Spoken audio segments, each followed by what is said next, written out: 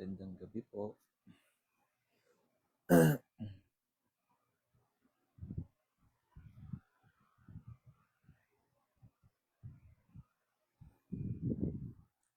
Hello, rinig po ba ako? Malinaw po ba ang boses?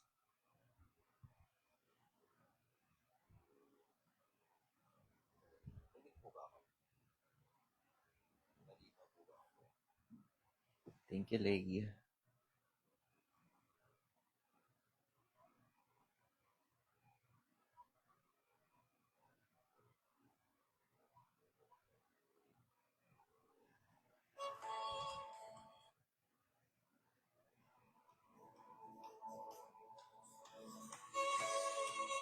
Ayan, magandang gabi po sa bawat isa. So, ayan, antay lang po muna tayo ng mga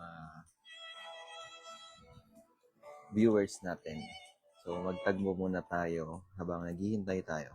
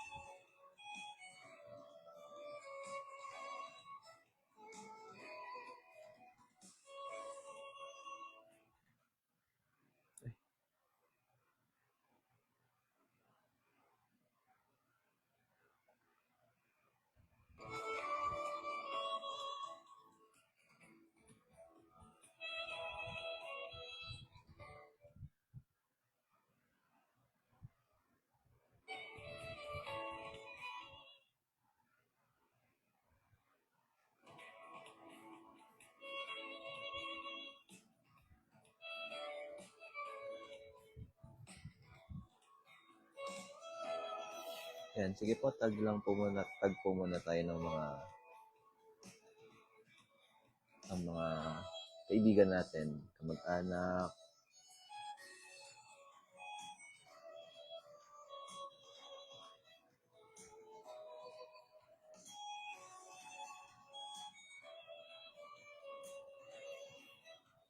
Good evening po sa bawat isa.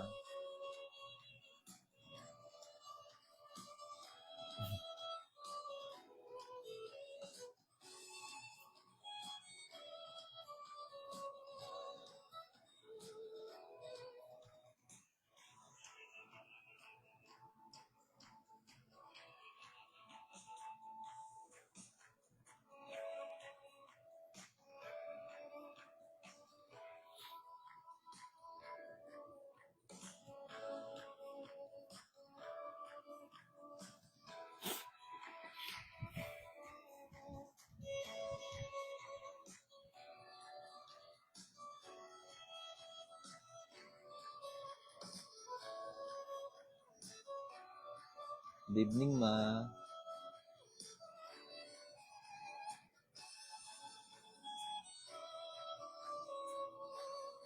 Makita.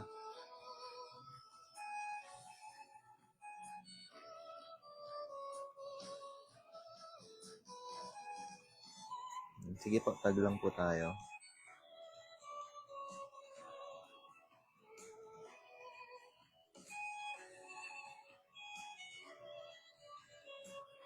Aray ko.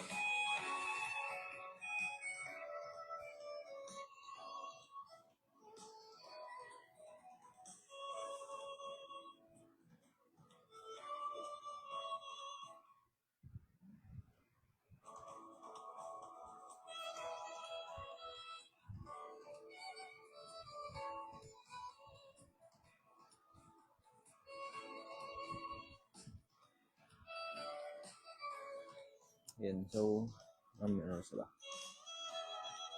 Sige po, tayo mag-start na po siguro.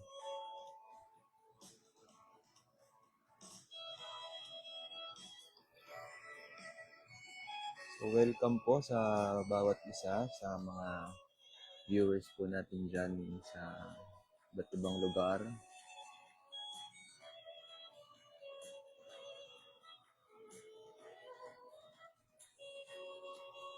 Sige po, 6:55, start na po tayo.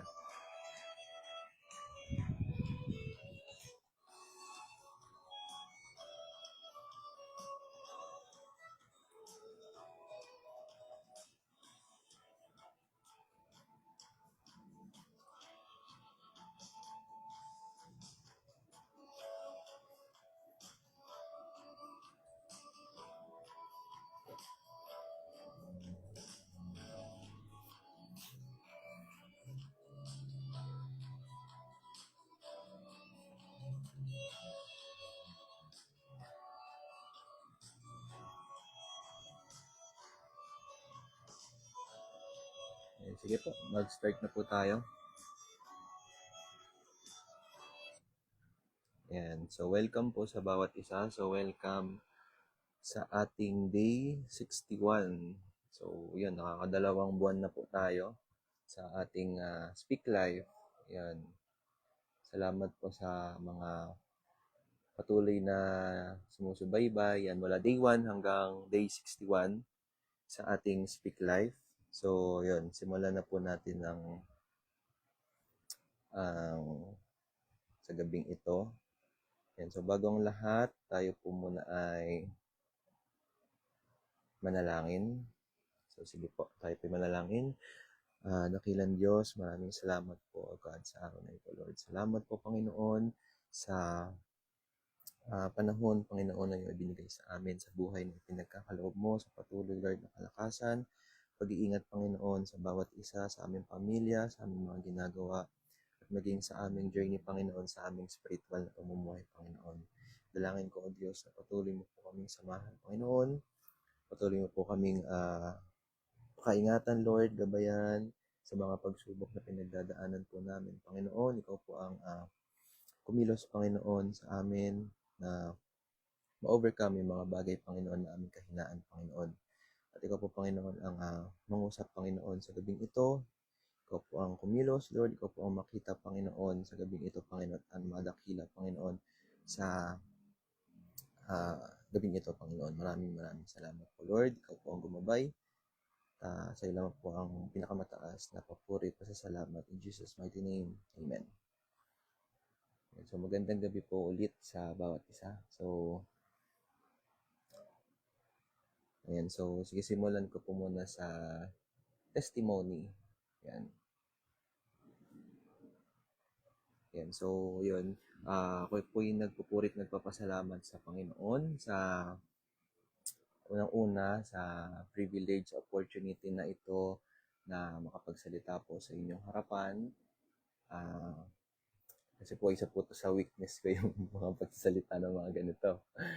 Ayan, ako po yung nagpupurit, nagpapasalamat sa Lord sa privilege na ibinigay niya sa pagsasalita upang makapagbahagi po ng salita ng Panginoon sa inyo, sa mga manonood sa mga iba't ibang lugar at gayon din sa pamilya, bawat pamilya natin. Yun, salamat sa kadakilaan ng Diyos na patuloy niyang ibinibigay sa wisdom, sa knowledge na patuloy po niyang pinagkakalob sa atin. At gayon din sa pag-iingat syempre sa araw-araw na pagpasok sa trabaho at gayon din sa aking pamilya, sa kalusugan, sa pangangatawan ng bawat isa sa aking mga kapatid po, sa mga pamangkin ko.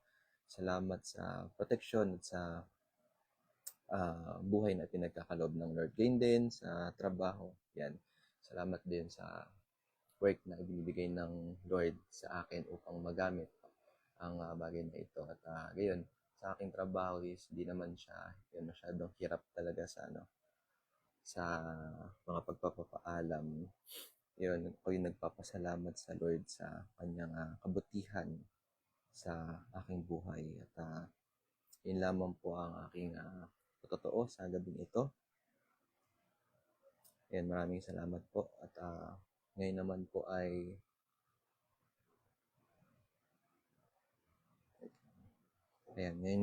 ay dumako tayo sa recap na na-discuss ni Pastor noong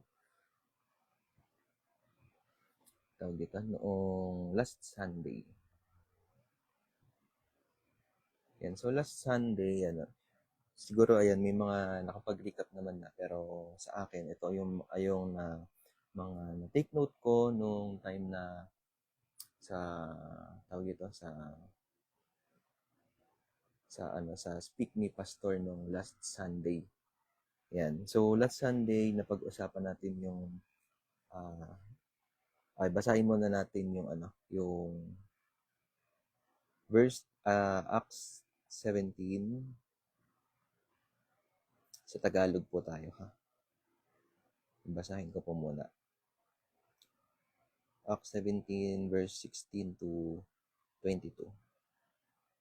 Yan, ilang beses na rin natin 'to nabasa, pero para sa mga kung may bago man na nanonood, basahin din po natin.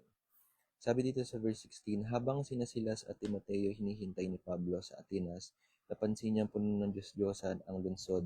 Labis niyang ikinalungkot iyon, kaya't nakipagpaliwanagan siya sa loob ng mga sinagoga roon, sa mga Hudyo at sa mga debotong tao, at sa sino mang makatagpo niya sa liwasang bayan, araw-araw.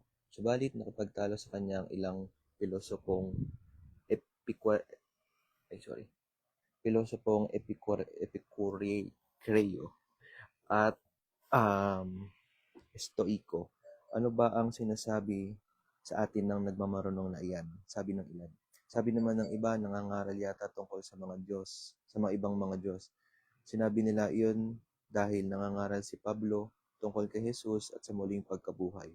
Siya ay isinama nila at iniharap sa kapulungan ng Areopago at tinanong, maaari bang malaman namin kung ano itong bagong aral na itinuturo mo? Bago sa aming pandinig ang sinasabi mo, kaya't nais naming malaman ang kahulugan nito. Sapagkat walang ginagawa ang mga taga-Atenas at mga dayuhang naninirahan doon, kundi ang mag-usap-usap at makinig tungkol sa mga bagong turo. Verse 22, tumayo si Pablo sa harap ng kapulungan ng Areopago at nagsalita ang mga taga-Atenas.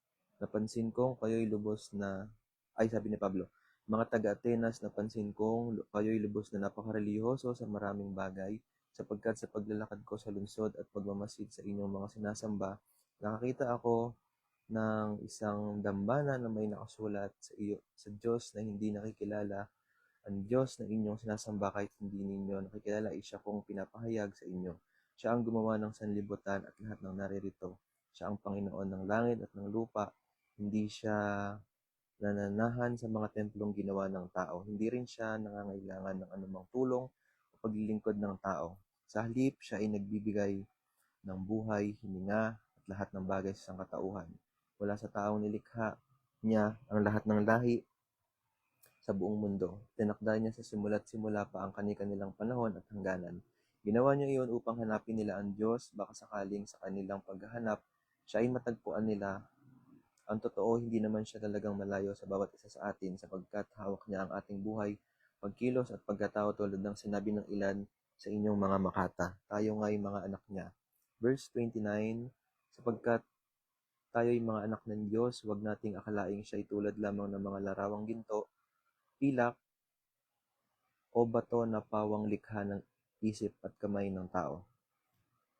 Sa mga nagdaang panahon ay hindi pinansin ng Diyos ang di pagkilala sa Kanya ng mga tao, ngunit ngayon ay iniuutos niya sa lahat ng tao sa bawat lugar na magsisit-talikuran ng kanilang masamang pamumuhay, sapagkat itinakda na niya ang araw ng paghukom sa sanlibutan at ito'y buong katarungan niyang gagawin sa pamamagitan ng isang tao na sa kanyang hinirang. Pinatunayan niya ito sa lahat ng mga taong iyon ay kanyang muling binuhay. Nang marinig nila ang sinabi ni Pablo tungkol sa muling pagkabuhay, tinuya siya ng ilan.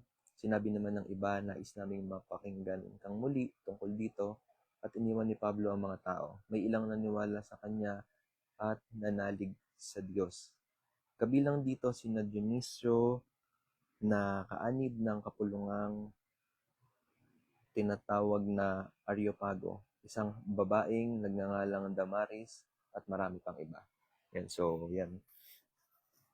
Nagpala po ang salita ng ating Panginoon. So yun, ang last week, last Sunday, na-discuss po ni Pastor is sa verse 22. Ang napag-usapan natin is yung verse 22 pababa. So dito, sinabi dito ang napag-usapan dito is, sabi dito, itong mga taga-Athens daw ay puno ng mga rebulto sa mga gilid-gilid. Yan. Parang ito yung mga, kahit saan ka magtingin dyan, meron dyang mga rebulto na nakalagay, mga santo na ano. And bukod sa mga templo, at bawat rebulto ay merong mga alay. Yan, may mga inaalay sila dun sa mga kanilang mga, tawag dito, sa mga Diyos-Diyosan na kanilang sinasamba. And kapag sila daw ay nag-worship, sabi dito, kapag sila ay nag-worship, hindi mo madidistinguish kung ito ba'y moral or tawag dito or hindi. Kasi itong mga taga-Athens na to is yung pagiging religious nila.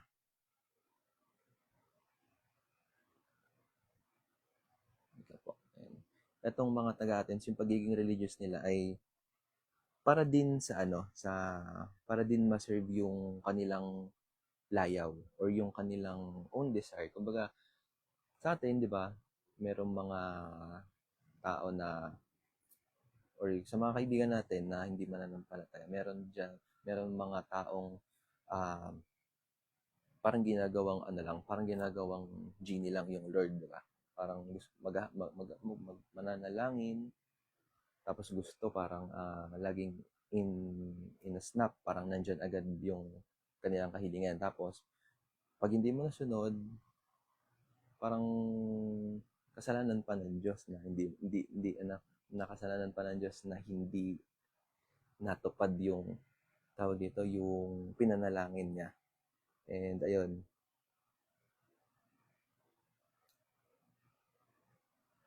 Ayun. So para sa kanila, yung mga sinasamba nilang Diyos ay para ibigay sa kanila yung mga luho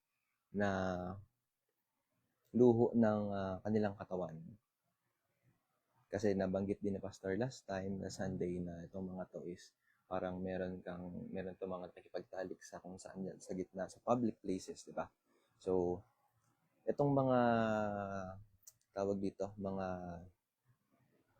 luho na ito, example natin dito, example ni Pastor last Sunday is yung pleasure, yung convenience natin bilang tao, kasi tayo, di ba, gusto natin is ayaw natin ng tawag dito, ng hassle. Gusto natin palaging convenient sa bawat isa sa atin. Ayan, yung convenience, yung comfort, yan, isa pa yan, yung comfort, ayaw natin ng nakihirapan, ayaw natin ng nahihirapan tayo. And itong mga to, itong pleasure, ilan lang to, ilang pleasure, yung convenience, yung comfort, hindi naman nabanggit dito na hindi naman masama yung mga ito. Kung ginagawa naman, kung nagkakaroon man tayo ng comfort, na convenience, hindi naman totaling masama ang mga ito. Pero nagiging masama kasi ito pag itong mga to ay kumbaga nagiging higit na kaysa dun sa pagkilala natin sa Diyos. Kasi mamaya sa sobrang sa sobrang comfort natin, parang nababaliwala na yung Lord sa atin. Nababaliwala na yung pagsunod natin sa Panginoon. Sobrang convenience natin, gusto natin palaging ayoko ng ganyan kasi, or example din last time yung sa pagsisimba, pag umuulan ba, kunyari may bagyo, pipiliin mo bang magsimba, pumunta sa simbahan para magsimba, or dahil umuulan, dahil malakas ang bagyo, meron namang live, dito na lang ako sa live. Kasi nakakatamad lumabas. Convenience. ang gusto ng karamihan, di ba? Ang gusto natin, convenience, yan. Ang tanong, gusto mo ba yung mga ganung bagay or yun ang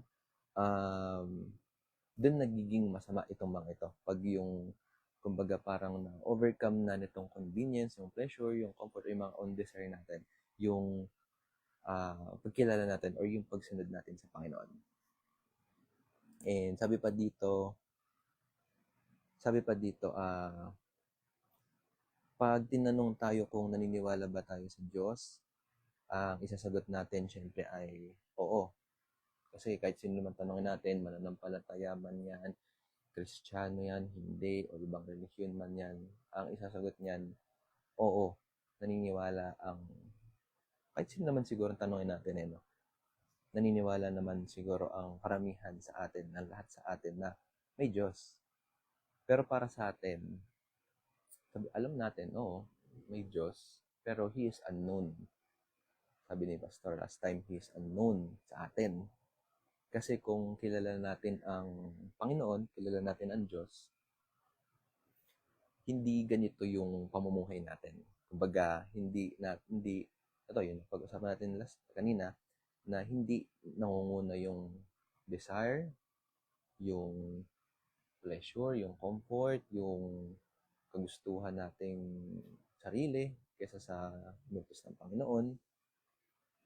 Hindi tayo, kasi kung ganito, kung alam natin na kung kilala natin talaga ang Diyos, hindi ganito yung pamumuhay natin. Hindi tayo yung nasusunod sa ating buhay. Ayun nga, in example, yung sa pag-attend sa church. Ano ba? Tawag ito? Pumupunta ka ba sa iglesia? Or pumupunta ka ba sa iglesia para dahil nakasanayan natin na every Sunday nasa church, every Sunday nagsisimba tayo, or dahil inutusan lang tayo or sinama tayo ng magulang natin para magsimba, or sinabihan tayo na magsimba ka lang, ganyan, dahil linggo. Kasi dapat kung talagang kilala natin siya, alam natin yung purpose natin kung bakit tayo nagsisimba, kung bakit tayo pupunta sa iglesia, kung anong purpose natin every Sunday, kung bakit tayo pumaten. And tayo ay nilikha, sabi pa dito, naalala ko last time, tayo ay nilikha ayon sa wangis ng Diyos.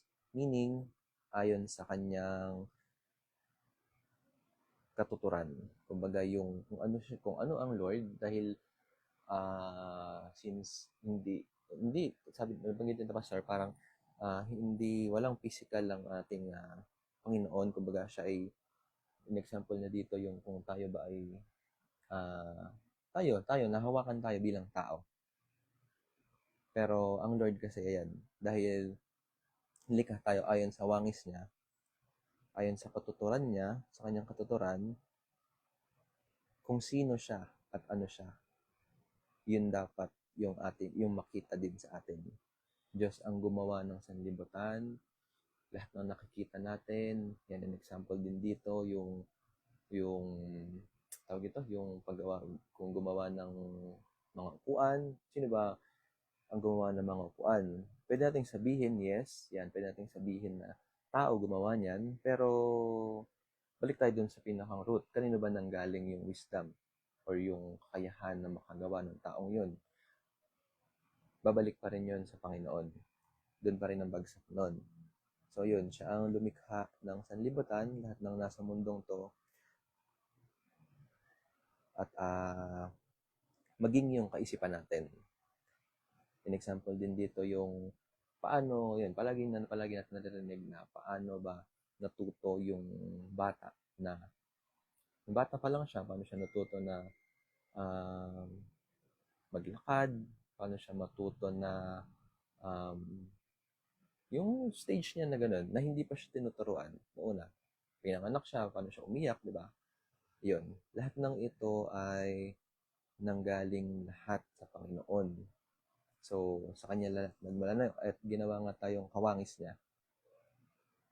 Alam natin na may Diyos, pero hindi natin alam kung kailan dadating o kailan niya ibabagsak yung katarungan niya. Yung di ba nga, sabi sa Bible is, hindi natin alam kung kailan dadating yung Panginoon. Bakit? Kasi kung alam natin na dadating ang Panginoon, is magiging complacent or magiging kampante tayo sa bagay na malayo pa. Let's say, sabihin natin na sinabi ng Lord na dadating siya ng January. So, syempre ngayon, ay, dito muna ako, di mo na ako mag-ano. Pwede pa pala akong, January pa pala dadating ang Diyos. So, sa December na siguro ako, bago December last week, dito na ako mag-aaral, dito na ako magsasaliksik sa Panginoon. Kasi January, babalik na siya eh. So, yun ang iniiwasan din natin na kaya, possible kaya hindi natin alam kung kailan dadating ang Panginoon dahil para always prepared tayo sa lahat ng oras, sa lahat ng panahon. Hindi lang kung kailan nandyan yung kung kailan nandyan yung pagsubok, di ba? And lahat ng nararanasan natin ngayon is justice na nagmumula sa Panginoon. This is to call humanity na merong higher sa atin that we have to submit, which is si God, ang Lord natin. Hindi tayo yung nangunguna sa ating sarili. Oo, meron tayong kakayahan na mag-decide kasi binigyan tayo ng free will, pero wag nating kalimutan na may mas higher authority kesa sa atin. Wag nating masyadong itaas yung sarili natin. Kasi pag yun nanguna sa atin, naku, delikado tayo. Lalo sa harapan ng Lord. Pag dinisregard natin ng Lord. Kasi minsan, feeling natin siya yung may obligasyon sa atin. Yun nga, nabanggit ko na pag tayo nananalangin, feeling natin, dahil nanalangin tayo, dahil lumapit tayo sa Panginoon, feeling natin, Lord, lumapit ako sa iyo. Parang may utang na loob pa ang Diyos sa atin. Kumbaga parang ganun. Yun. Pero, minsan feeling natin siya may obligasyon sa atin dahil tayo yung may kailangan, dahil tayo yung humihingi sa Kanya. And, mali po yun. Kasi hindi nanghihina ang Diyos. Sabi ni Pastor last time, hindi nanghihina ang Diyos pag hindi siya sinasamba or pag hindi natin siya sinasamba. Alalahanin natin na tayo ang may kailangan sa Panginoon. Huwag tayong magmalaki, huwag tayong magmataas sa kung ano man yung nararating natin. Dahil wala tayong pagmamalaki sa Panginoon. Wala tayong maibibigay na may pagmamalaki sa Kanya. Kundi papurihan lamang natin siya sa lahat ng ating mga ginagawa. Sa lahat ng mga natatama sa natin. Yan. Sabi pa dito, kaya nangyayari yung mga pagsubok sa atin dahil mahal tayo ng Diyos. Agree pa kayo dyan? Agree ba ang mga viewers natin dyan? Kaya tayo nakakaranas ng pagsubok dahil, wait lang dahil mahal tayo ng ating Panginoon. Kasi, sabi nga, if hindi tayo makakaranas ng mga pagsubok, hindi tayo lalapit, hindi tayo mag-repent, which is totoo.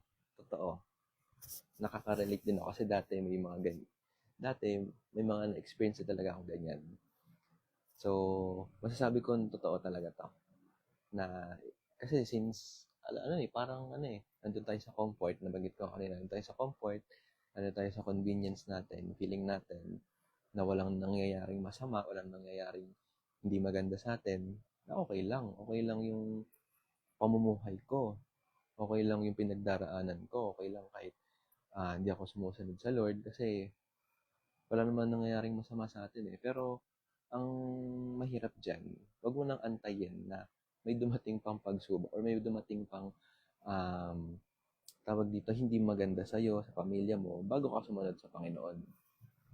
Kasi, yun nga, sabi nga, if hindi tayo makakaranas ng mga pagsubok, kumbaga, isa rin to sa, sa wake up call sa atin once na makareceive tayo ng mga pagsubok sa ating buhay. If hindi tayo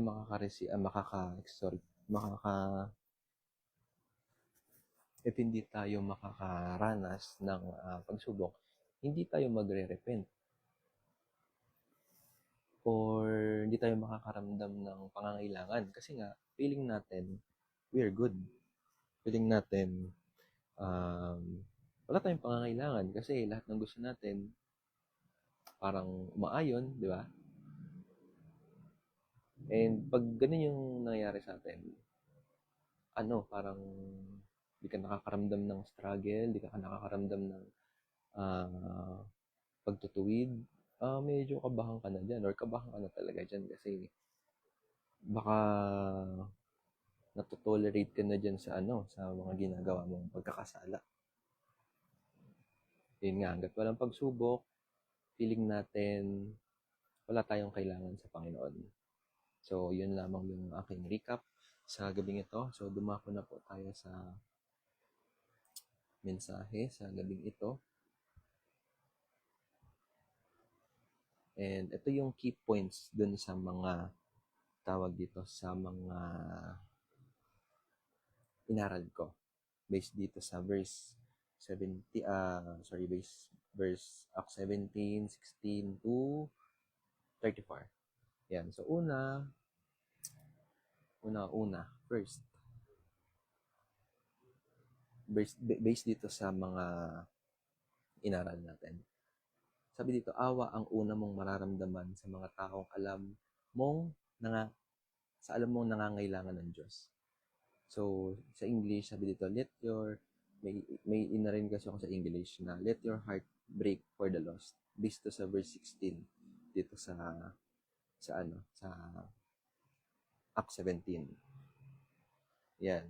So, kasi dito sa verse 16 na to, nung dumating si Paul sa Athens, hindi siya namangha sa ganda ng syudad. Nagulat siya, oo, nung dumating siya doon.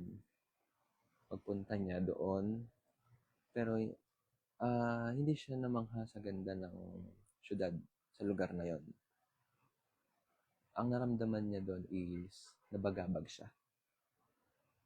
Nabagabag siya, hindi galit, hindi dahil galit siya, pero dahil nasaktan yung puso niya para sa mga taong ligaw at hindi kilala ang tunay na Diyos.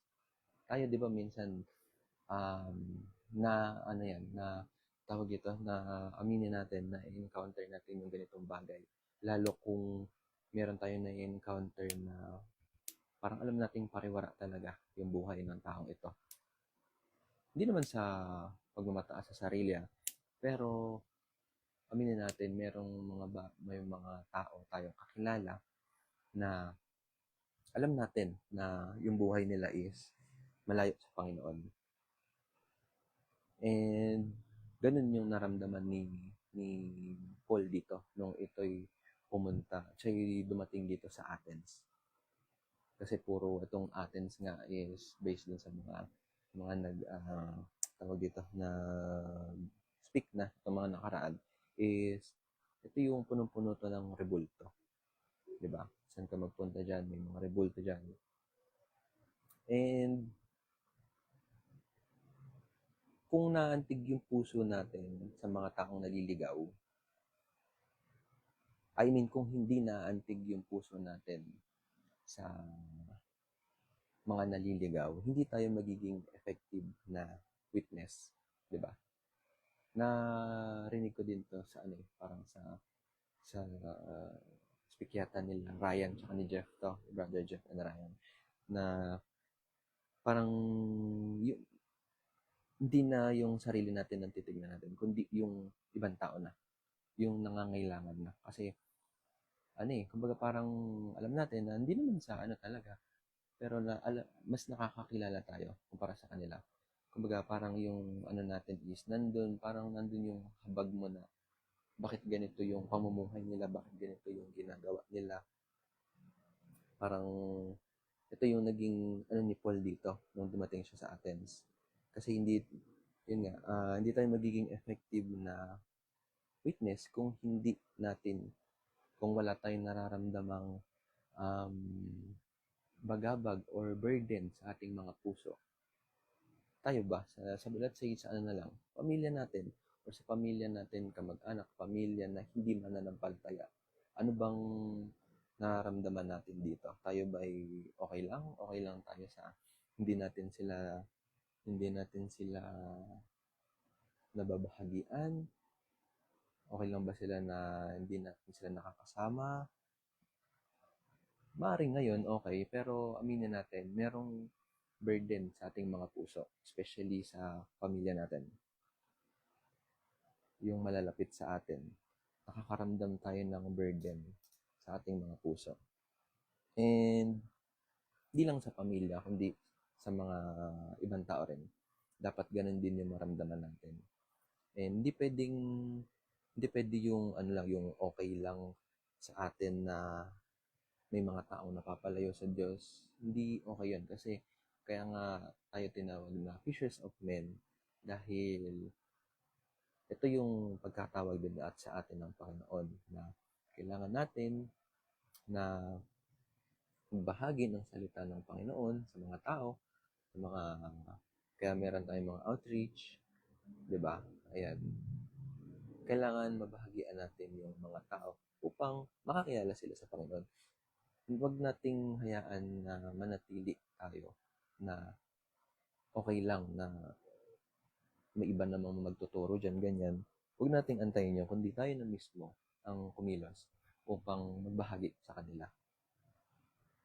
Yun nga, hindi pwede yung okay lang na word, na palaging okay lang, ganyan. Na, ibig sabihin kasi nun, pag ganun, pag okay lang, na hindi mo inanuhan ng isang tao, parang wala kang pakialam din sa tao yun. Parang wala kang burden man lang na nabahagian yung taong yun. Kumbaga, kumbaga sa sasakyan, hindi aandar yung sasakyan nang walang gasolina. Ang compassion, ang gasolina ng evangelism. Kumbaga, yung pag-evangelize natin, kung walang compassion to, baliwala din. Kumbaga, kung hindi naman bukal sa loob natin yung ginagawa natin yung pag-evangelize sa mga tao, sa mga paligid natin, sa kalapit natin, sa kapitbahay, or sa mga outreach natin, baliwala mga ito. Kasi minsan nasasanay tayo sa kasalanan sa paligid Sa ingay ng mundo, lalo ngayon, di ba? Ang daming mga nangyayari sa mundong to, sa maling kultura, sa maling pananaw natin. Kaya may mga tao na hindi nababagabag talaga. Kasi kumbaga parang hindi natin namamalayan na nandun na pala tayo sa circle ng mundong to. Doon na tayo, yung pamumuhay natin is maayon na doon sa mundong ginagalawan natin. Pero kung tunay nating kilala ang Diyos, mararamdaman natin yung nararamdaman niya para sa tao. Kung isipin na lang natin kung paano niya tayo tinubos. Ikaw mismo, kung paano kanya tinubos mula dun sa um, pagkahulog mo sa pagkakasala mo. Yun na lang isipin mo. Kung paano kanya tinubos, isipin mo na lang na pwede mo itong ibahagi din. Siya na yung maging example mo. And siya naman talaga dapat ang maging example natin. Yun. Na maging, maging example natin kung paano niya tayo niligtas, dapat ganun din tayo sa mga taong nasa paligid natin. And ito, number 2, meet people, English muna, meet people where they are, not where you expect them to be. So sa Tagalog, lumapit ka kung nasaan ang mga tao. Yan, sabi dito, ministry happens in real places. Ito naman yung sa verse 17. So, si Paul, hindi siya naghintay ng tao. Siya ang lumapit. Kung babasahin natin muli ito. Hindi lang siya sa synagogue nagsalita. Pumunta siya dun sa tinatawag na marketplace, sa kung saan nag-uusap, nagtatrabaho, sa lugar kung saan nag-uusap, nagtatrabaho, nagtatanungan yung mga tao. And sabi dito, evangelism is stepping into their world, not waiting for them to enter yours. So, yun, tama. Hindi natin dapat intayin yung tao na lumapit sa atin. Though may mga tao talaga na lumalapit sa atin, lalo dun sa mga pastor natin, sa mga minister natin, may mga taong lumalapit. Pero tayo, dun sa mga hindi pa nakakilala, tayo mag-reach out sa kanila.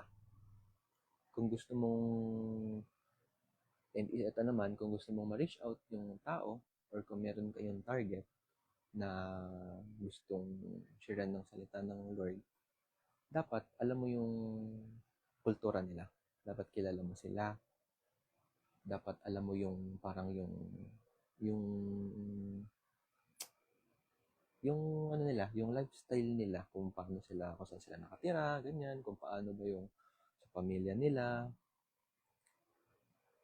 Kasi ito na ano ko to, parang nung inaaral ko to, parang na alala ko lang yung sa strategy ng men's fellowship, kasi may mga binibisita bawat isa, may mga nakatokayan. Parang ito yung ano ko dito, yung binibigyan tayo ng wisdom ng Lord kung paano tayo mag-reach out dun sa taong yan. Kasi ang ginagawa namin sa men's is merong mga naka-assign na tao na pupuntahan, ganyan. Tapos, nag-strategize din kung paano i-reach out yung taong yon. Siyempre, hindi naman pwedeng basta mo na lang puntahan yung taong yun. Kasi, mabigla naman yung taong pupuntahan nyo. Yun naman yung, mahirap dun. Kasi pag nabigla yan, binanatan mo agad ng word of God agad na ganyan, medyo mabibigla yung mga yan. So, dapat, syempre, kamustahin mo muna, alamin mo kung ano yung interest nila, ganyan. Baga parang mag-build ka ng connection bago ka pumasok din sa anong yan. Mag-build ka muna ng connection, kilalanin mo muna sila, kung paano ba sila sa bahay, ganyan. And hindi lang basta-basta agad, kumbaga, strategize na din wisdom na binibigay ng Lord. And una, syempre, makinig ka muna. Pakinggan mo muna sila, observe mo kung paano ba sila, bago ka magsalita, syempre. Nilagay tayo ng Lord sa specific circle na kung nasaan tayo ngayon. Sa church, yan. Sa pamilya natin, sa trabaho, yan. Trabaho natin, especially dyan, na madaming kung ano yung mga nakakasalamuhan natin dyan, or sa school. Yan, nilagay tayo dyan ng Lord for a reason. Ngayon, yung marketplace natin ngayon is, tinatawag, tulad dito, kala Paul, yung marketplace natin is yung social media, yung office, yung school natin, sa mga nag-aaral, kapitbahay, barkada. Yun yung dapat na mabahagian din natin yung mga salita ng Panginoon. And nawa, sa mga lugar na ito, especially outside church, is nakikita pa din sa atin yung Christ-likeness sa atin, kung paano, para ba basketball? Ako tito, parang basketball lang. Yan, na makita sa atin yung pagiging Christ-likeness, na mag-reach out tayo sa mga tao, sa mga nasa paligid natin. Sabi dito sa 1 Corinthians 9:22, sa piling ng mahihina sa mananampalataya, ako'y naging parang mahina rin upang mahikayat ko sila. Ako'y nakibagay sa lahat ng tao upang sa lahat ng paraan ay makapagligtas ako ng kahit ilan man lamang. Yan. So, diba yan? So, sa number 3 naman, yung pangatlo, mag-start ka, ang key takeaways ko dito, mag-start ka sa kung ano yung naiintindihan nila. Kasi dito si Paul, parang naging bridge na yung ano eh. Ayun yung ginawa niya dito. Yung galingan ni Paul eh. Yung ano niya eh, yung parang kung paano niya i-reach out yung mga tao dito, di ba? Parang ang ano eh, ang smooth nung transition niya eh. Hindi siya basta-basta eh. Yun. Sabi dito, mag-start ka sa kung ano yung naiintindihan nila. Kasi dito sa verse 23, di ba? Nakita, parang inano ni Paul na dun sa altar. Sabi niya, I saw an altar to an unknown God. Sabi dito. And hindi agad binanatan ni Paul ang paniniwala nila. Kumbaga, hindi niya agad tinuya na, ba't ganyan kayo? Ba't ganyan yung paniniwala nyo? Ba't ganyan yung pinaniniwalaan nyo? Mali yan, ganyan. Hindi agad niya sinimulan sa ganun. Nag-start siya sa kung ano yung familiar sa kanila, which is yung unknown God, di ba? So, sabi dito, connection before correction. So, mag-build ka muna ng connection sa kanila kung paano sila makaka-relate.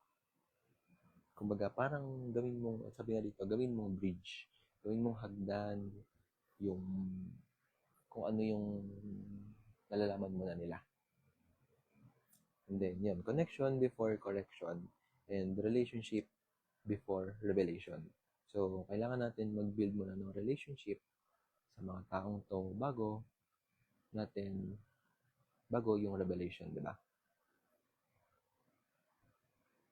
And ito, na maghanap tayo ng open door sa puso ng tao. Kasi ang tao, sabi dito, people will listen better. Mas makikinig, tama, mas makikinig ang tao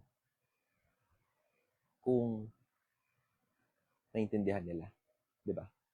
Kasi paano makikinig yan tao? Paano makikinig salita ka ng salita dyan? Hindi naman nila naintindihan. Yun nga, sabi ko, mag-build ka muna ng relationship or mag-build ka muna ng connection kung saan sila makaka-relate. Kasi totoo naman, tama nga yun, people listen better when they feel understood. Diba? And gumamit tayo ng common ground para maituro yung truth or yung katotohanan sa kanila. And hindi kasi tayo nag-evangelism upang makipagdebate. Hindi tayo nag-evangelism upang makipagtalo, kundi upang malinawan yung mga makikinig o yung mababahagian natin. Kasi yun naman talaga yung purpose natin, di ba? Upang mabahagian sila ng salita ng Lord kung gaano kabuti ang Diyos sa ating buhay, kung paano niya tayo niligtas mula sa pagkakasala, pagkahulog natin sa kasalanan. Yun yung sa pangatlo natin. And itong pang-apat, speak God's truth with clarity and courage. Nakakasunod pa ba guys? Malinaw ba yung mga pagkakasabi ko? Pang-apat na tayo. So pang-apat natin, i-proclaim mo ang katotohanan ng may tapang at pagmamahal. So ito naman yung sa verse 24 to 31 na. So dito dineclare dito ni Paul na kung ano yung attributes ng Lord. Dineclare niya na God is creator, judge, and si Jesus ay muling nabuhay, di ba?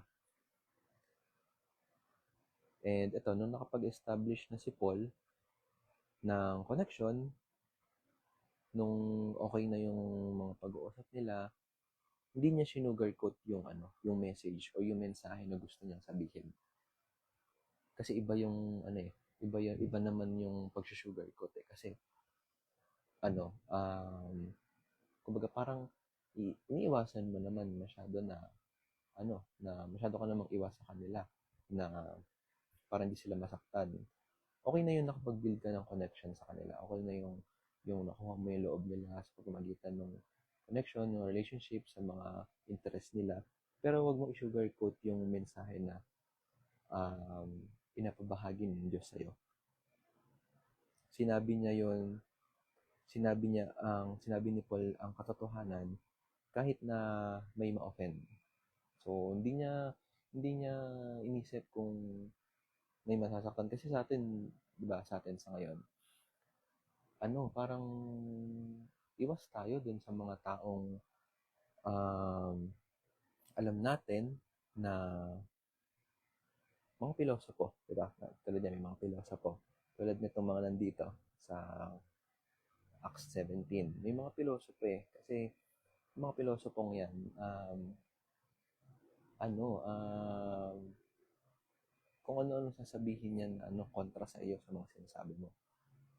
And huwag kang matakot sa mga ganun. Kasi kung ano yung nais ng Lord na ipahiwatig mo, na sabihin o na malaman nila, sabihin mo. Huwag mo i-sugarcoat, huwag mong pagandahin upang makiayon lang sila. Huwag kang umayon sa kanila. Huwag kang umayon sa kagustuhan nila. Kundi, dapat ang goal natin, sila yung umayon sa kung ano yung pinapahiwatig or yung pinapasabi ng Lord. 'Di ba? Hindi binago ni Paul yung gospel para sumang-ayon. Hindi binago ni Paul yung gospel para sumang-ayon ang kultura. Kumbaga, parang ito yung pinapasabi ng Lord sa akin eh. Tinuro niya yung gospel para baguhin yung kultura. Hindi para makiayon siya doon sa mga, kasi yun nga yung naging pagpunta niya, nabagabag siya eh. So, sinabi niya to ng may boldness, di ba, sa kanyang pagsasalita. So, sinabi niya to para, tawag dito, para, hindi para sumang-ayon dun sa mga taong yon, kundi para baguhin yung kultura na kinalakahan or yung kinasanayan nila, which is yung maling kultura na nakasanayan nila, di ba? So, boldness plus wisdom, pag pinagsama natin itong dalawa, yung boldness to speak at yung wisdom na nagmumula sa Panginoon, ito ay magbubunga ng effective evangelism. Hindi pwedeng Lord na ang kikilos dyan sa bagay yan. Pero pag Lord ang kumilos, maniwala kayo, walang imposible sa mga bagay na yan. Lalo kung susundin mo talaga yung pinapagawa sa ng Panginoon. And ito, yung first ministry natin, para sa atin, first ministry natin is yung pamilya natin. Sa akin, siyempre, hindi lang sa akin, kundi sa lahat naman. Especially kung hindi pa nakakilala sa Lord. And when we share the truth or yung gospel sa kanila, doon nila ma-experience yung love na nagmumula sa Panginoon. Tama, love na nagmumula sa Panginoon. And dito, nagiging vessel lang tayo. Or kumbaga, nagiging tulay lang tayo para ma-reach out yung mga tao na kailangan nating mabahagian ng salita. Hindi sukatan ng success yung excuse wait lang po.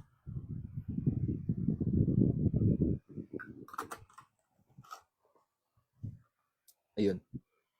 Hindi sukatan ng success yung kung lahat ay natuwa. Kasi hindi naman natin sila piniplease na matuwa sa atin. Ang gusto natin, maunawaan nila kung ano yung mensahe natin para sa kanila. Hindi naman tayo para palakpakan tayo dahil sa mga pinagsasabi natin. Mas mahalaga yung faithfulness kaysa applause o yung mga palakpak ng mga tao sa paligid natin. Mas mabuti na maging faithful tayo sa Panginoon kaysa palakpakan tayo pero sa maling paraan naman natin nagagawa yung pagbabahagi natin. And we are called to tell the truth, yung katotohanan, and hindi para i-edit or kubaguhin yung salita na gusto ibahagi ng Panginoon. Kumbaga, direct na nating sabihin, direct na nating sabihin sa kanila kung ano ba yung katotohanan talaga. Sabi dito sa Ephesians 6:19-20, ipanalangin din ninyong ako'y pagkalooban ng wastong pananalita upang buong tapang kong paipahayag ang hiwaga ng magandang balitang ito. Dahil sa magandang balitang ito, ako'y isinugo at ngayon nakabilanggo. Kaya't ipanalangin ninyo maipahayag ko at ng buong tapang gaya ng nararapat.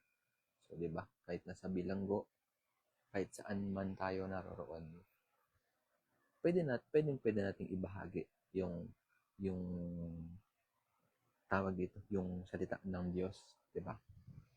Walang pinipiling lugar yan. Sabi nga dun sa key takeaway number 1 ba natin yan? Number 2, yung lumapit tayo sa mga tao. So, tayo yung mag-reach out. So, kahit saan yan, walang lugar na pinipili yan. So, tayo yung mag-reach out. And then, number 5, so dito tayo sa number 5, which is yung last part natin.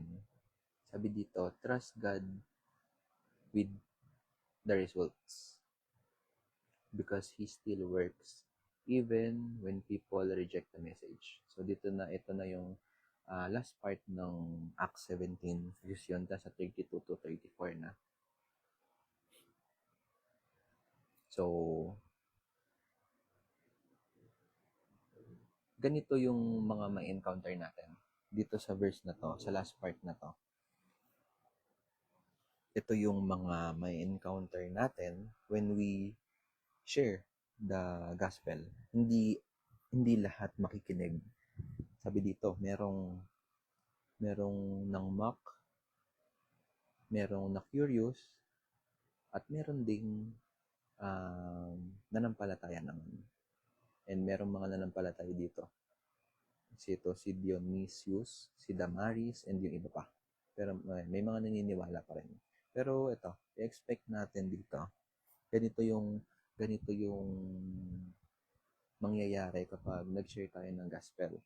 And i-expect na natin to dahil hindi lahat is mag-agree sa atin.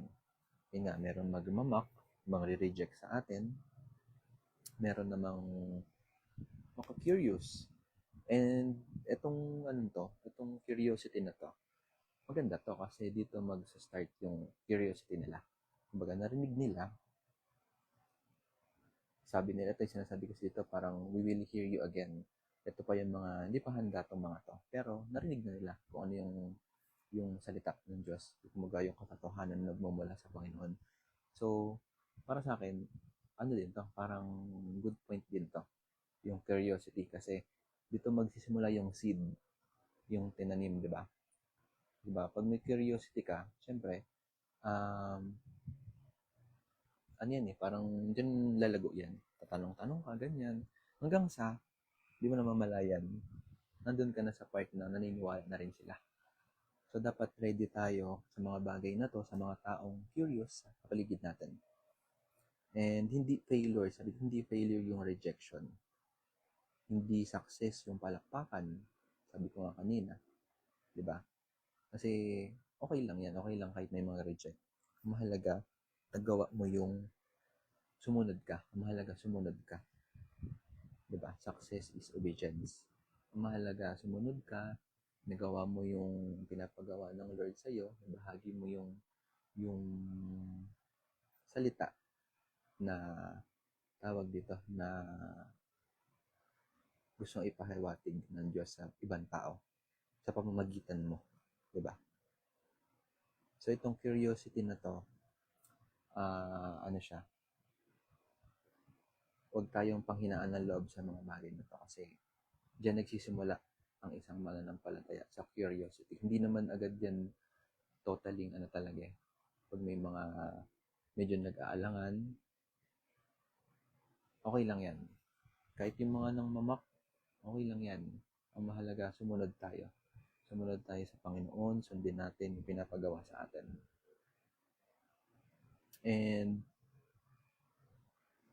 sabi dito, don't quit just because some reject the message. Yan. May mga Kristiyano din kasi na nawawalan ng gana kapag nire-reject sila, di ba? Feeling nila parang wala naman nakikinig sa akin. Parang baliwala naman itong mga sinasabi ko. Kasi wala namang sumusunod sa akin, wala naman nakikinig sa akin. Pero kailangan pa rin natin magpatuloy. Kahit na ganun yung mga na-encounter natin. Hindi naman perfect lahat eh. Hindi naman perfect lahat ng mga makakasalamuhan natin. Kailangan natin magpatuloy sa bagay na yun. Minsan magtatanong muna, pero hindi natin alam yung seed na yun, which is ito yung para sa akin, ito yung curiosity. Once na-curious sila, syempre, tatanong na yan, curious na yan, bakit ganito, ganyan. So, dyan magsisimula yun. And kahit isang kaluluwa lang, di ba? Worth it yung lahat ng pagod natin. Kahit na hindi naman lahatan, kahit hindi lahat agad-agad na maniwala. Pero kahit isang kaluluwa lang, worth it lahat ng masasabi natin, worth it lahat ng pagod natin, lalo kung talagang nakita mong may bunga yung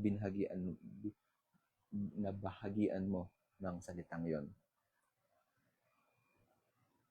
And sabi dito, God works even when we don't see immediate results. Hindi agad-agad, pero asahan natin na kumikilos ang Diyos. Asahan natin na hindi nagkukulang ang Diyos. Asahan natin na tapat sa pangako niya ang Panginoon. Na huwag tayong panghinaan ng loob sa mga ginagawa natin. Kahit di natin nakikita, malay mo, sa ibang araw, andyan na yan. Hindi natin masabi. And sabi dito sa Isaiah 55 verse 11, gayon din naman ang mga salita na lumalabas sa aking bibig. Ang mga ito'y hindi babalik sa akin na walang katuturan. Tutuparin nito ang aking mga balak at gagawin nito ang aking ninanais. So, di ba? Lahat ng mga lumalabas sa ating bibig, sabi dito, hindi ito babalik ng walang katuturan. So, lahat ito magiging worth it, di ba? Pag ibigin na natin sa Lord yung mga bagay na ito. Basta ang gawin natin, sumunod tayo. And ayun, yun yung natin sa gabing ito. And tayo naman, kung titignan natin yung sarili natin ngayon, nasan ba tayo sa kwento ng Acts 17, which is itong verse natin? Nasan ba tayo sa kwentong ito? Tayo ba yung taong nababagabag para sa mga lost soul? Yung mga taong hindi pa nakakilala? Yung mga taong yung mga taong malayo pa sa Panginoon? Or tayo ba yung willing lumapit kung nasan sila? Tayo ba yung mga taong tahimik lang, busy, at minsan takot mag-share ng truth? So, assess natin yung sarili natin. Tayo, nasan ba tayo dito sa mga bagay na to, sa mga taong to? And ipanalangin natin sa Panginoon na kung tayo nanlalamin, na painitin muli niya tayo, yung puso natin, na magbahagi ng salita. Painitin niya yung parang yung desire natin na mag-share, lalo sa mga nangangailangan. And kung nagiging insensitive man tayo, pag-pray natin, nagisingin tayo ng Lord, yung compassion natin, na magbahagi ng salita ng Panginoon. At kung tahimik tayo, panalangin natin na kung tayo nananahimik, panalangin natin na bigyan tayo ng tapang para makapagbahagi din. And sa ating pagtatapos po, pero may lang ako. Ngayong this week, may ano lang ako sa bawat isa, sa mga viewers natin, sa 14 viewers natin na nanonood. Pumili kayo ng ano siguro, parang application na rin siguro sa atin. Pumili kayo siguro ng isang tao, kahit isang tao lang. Pamilya, kaibigan, co-worker, katrabaho mo, ka-close mo, ganyan, classmate mo sa school, sa mga nag-aaral, na ilalapit mo sa Panginoon. Hindi naman totaling ano agad. Yun nga, yung process na ginawa dito ni Paul, try natin gawin. Try natin dito, i-act. Tawag dito, may word dun eh, nakalimutan ko yung word na yun. Try natin i-act yung bagay na ginawa ni Paul. Pili ka lang ng isa, kahit sa pamilya, malapit sa'yo, pamilya, kaibigan, katrabaho, kaklase mo, na ilalapit mo sa Panginoon through prayer and intentional conversation. So, try nating mag-build ng connection sa kanila. Huwag mo naman biglain din agad, diba? Tulad nga nung kanina, unti-untiin mo lang din. Ang mahalaga, may progress. Kumbaga, may pagkilos na ginagawa. And hindi naman kailangan super haba. Sabi ko, hindi naman kailangan super haba. Hindi naman kailangan makipagdebate. Lalo, wag makipagdebate. Huwag tayo makipagdebate. Ano lang, build ka lang ng relationship. Kung sino, pili ka ng isang tao na nasa isip mo na gusto mong bahagian ng salita ng Diyos. Build ka lang ng relationship. Ayan, pwede mong sabihin na pag nakabuild ka ng relationship, na mag-pray kayo, panalangin mo siya. Sa bagay na yun, malaking tulong na yun. Malaking tulong. Lalo kung kayo lang dalawa, yung one-on-one lang kayo, malaking bagay yun. Iba yung mararamdaman ng taong pinapanalangin mo. Iba yun. Pakita mo lang yung genuine care mo, genuine love. Yan yung topic namin sa booklet. Genuine love, makita sa atin yung genuine love, genuine care.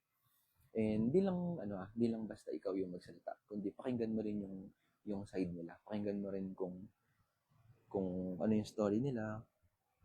Kasi mawalan din ang ganin pag puro ikaw lang naman yung Baga, karoon kayo ng interaction na kamustahin din siya. Hayaan mo siyang mag-open, hayaan mo siyang magsalita kung ano yung gusto niya sabihin para maging open din siya sa'yo. Kumbaga, doon mag-start kasi yan eh. And once na nakabuild ka na ng connection, share ka ng glimpse about Jesus. Kung paano na tayo ligtas. Yan. Start small. Kahit maliit yan, at least nagsimula ka. Start now. Kahit isang tao lang. Kasi hindi natin alam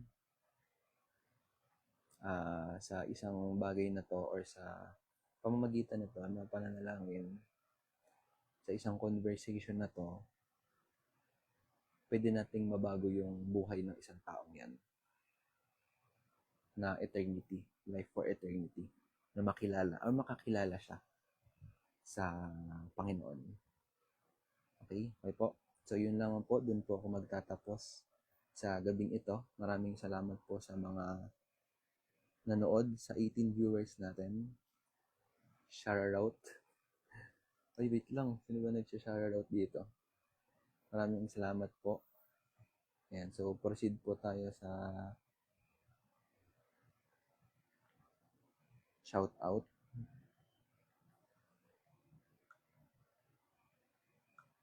Wait lang po ha. Patugtog lang tayo ng para hindi boring. Yan, maraming salamat po sa mga nanood.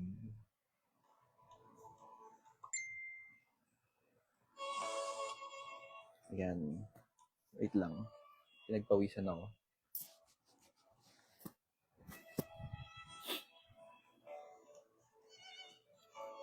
Ayan, so unang-una,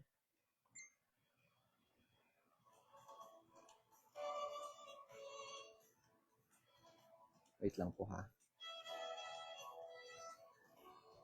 Ayan. And una-una, shout out po sa mga pastors natin and sa mga churches natin. Yan, shout out po kay Pastor Aldwin, kung nanonood ka po, Pastor. Kay Pastor Carl. Ay, wait lang. Mag-pray pala muna tayo bago ang shout out. Sorry. Sige po, mag-pray muna tayo. Dakilang Diyos, muli maraming salamat po, Lord, sa araw na ito. Salamat po sa gabi na ibinigay mo po sa amin, sa mensahe, Panginoon, na iyong ibinigay at aming narinig, Lord, sa gabing ito. Salamat sa mensahe mo at nawa, Panginoon, ang mga mensaheng ito ay hindi lang basta namin marinig, Lord, kundi may sa pamuhay po namin, mai-take action namin, Panginoon, yung mga bagay na ito at may apply po namin, Lord, sa aming mga sarili, Panginoon. Salamat sa mga paalala mo sa amin, sa mga pagkukulang namin, Panginoon. Salamat sa pagtutuwid mo, Panginoon, sa amin. At patuloy ka po namin pinupulot, pinasasalamatan, Lord. Sa tanging pangalan mo lamang po, Jesus. In Jesus' mighty name, Amen. Yan, maraming salamat po. Ayan, so proceed po tayo sa shout out.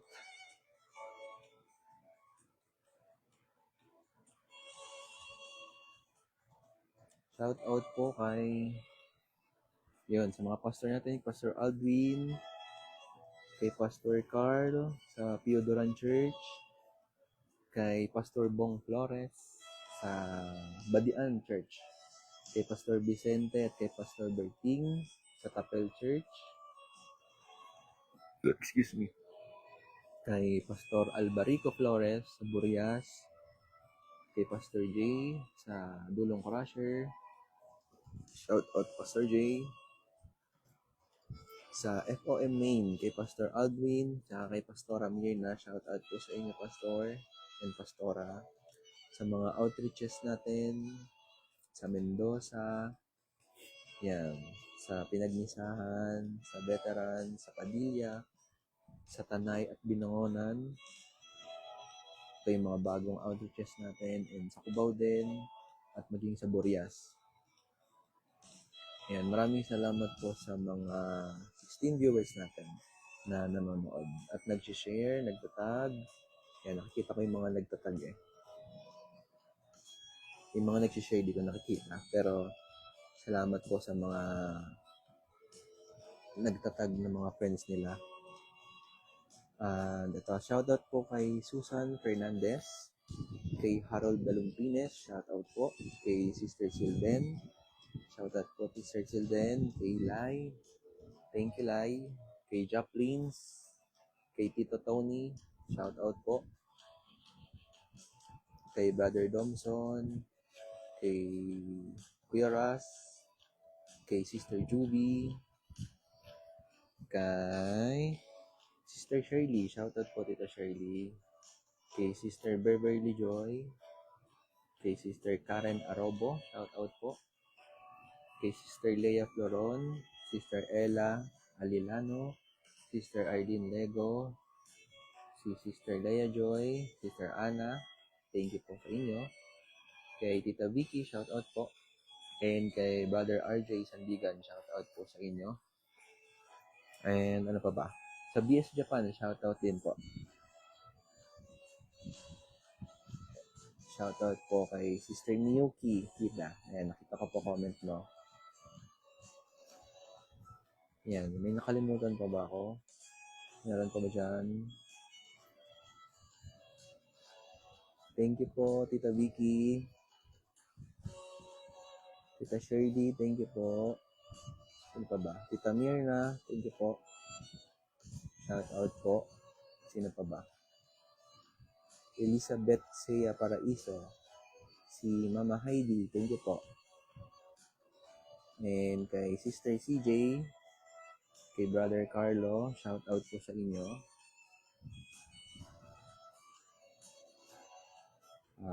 Meron pa ba? Kay Tita Weng Reyes. Ayan, shoutout po. Kay Tita G, shoutout din po sa Tita G. And wala naman na po ano. Okay na po, wala na po. Ayun, maraming salamat po sa Ayan. Salamat po, Tito Tony. Ayun, maraming salamat po sa mga nagstay po at nakinig ng ating pagbabahagi ngayong gabing ito.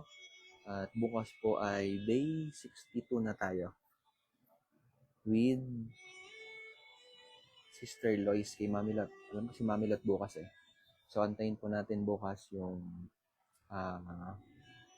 Speak Life natin for day 62.